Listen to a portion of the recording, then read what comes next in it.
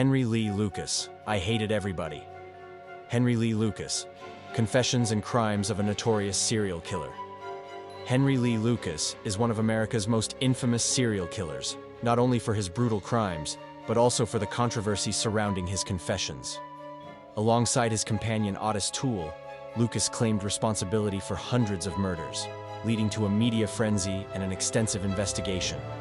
However, the truth behind his crimes remains clouded by lies, manipulation, and sensationalism.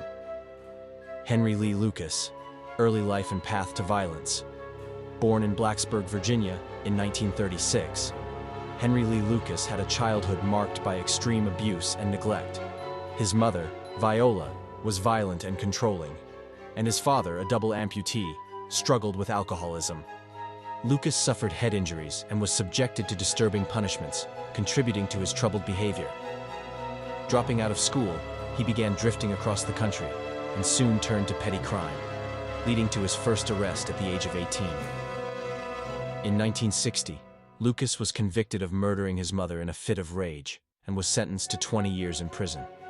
He was released after serving just 10 years due to overcrowding and good behavior. However, his violent tendencies only escalated upon his release. Henry Lee Lucas and Otis Toole, a deadly partnership in 1976. Lucas met Otis Toole in Jacksonville, Florida. Toole was also a drifter with a troubled past and a history of violent behavior.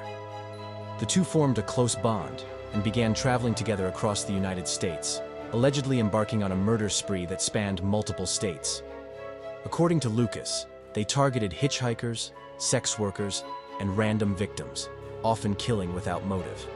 Toole's young niece, Becky Powell, also traveled with them, and Lucas reportedly developed a romantic relationship with her. Their nomadic lifestyle and chaotic patterns made their crimes difficult to trace, allowing them to evade law enforcement for years. Otis Toole and Henry Lee Lucas, the Confession Killer. Capture and Confessions. Henry Lee Lucas was arrested in 1983 on suspicion of murdering an elderly woman in Texas. In custody, he began confessing to an astonishing number of murders, claiming he had killed over 600 people. His detailed confessions included names, locations, and gruesome descriptions of the crimes.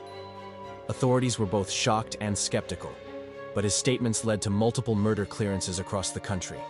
Lucas's confessions attracted national attention, and he became a media sensation. He willingly cooperated with law enforcement, leading investigators to crime scenes and describing killings with chilling accuracy. However, inconsistencies began to surface as many of his confessions did not align with the evidence.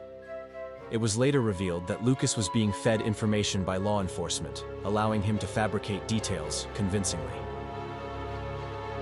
Henry Lee Lucas, The Truth Uncovered. By the late 1980s, investigative journalists and law enforcement agencies began to question the validity of Lucas's confessions.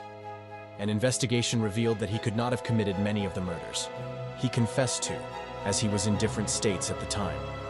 It became evident that Lucas had exaggerated his body count for attention and better treatment in prison. Despite the false confessions, Lucas was convicted of 11 homicides based on credible evidence. He was sentenced to death in 1984, but was later commuted to life imprisonment by Texas Governor George W. Bush, who cited inconsistencies in his confessions. Lucas died of heart failure in prison in 2001. Henry Lee Lucas, The Confessions Killer. Legacy and controversy of Henry Lee Lucas. Henry Lee Lucas remains one of the most controversial figures in American criminal history. His confessions led to the closure of hundreds of cold cases, but his manipulations also cast doubt on the integrity of the investigations. The true number of his victims remains unknown, and his story continues to captivate public imagination. The case of Henry Lee Lucas is a grim reminder of the dangers of false confessions, media sensationalism, and the complexities of criminal justice. His legacy is one of horror and mystery, leaving behind unanswered questions and a trail of shattered lives.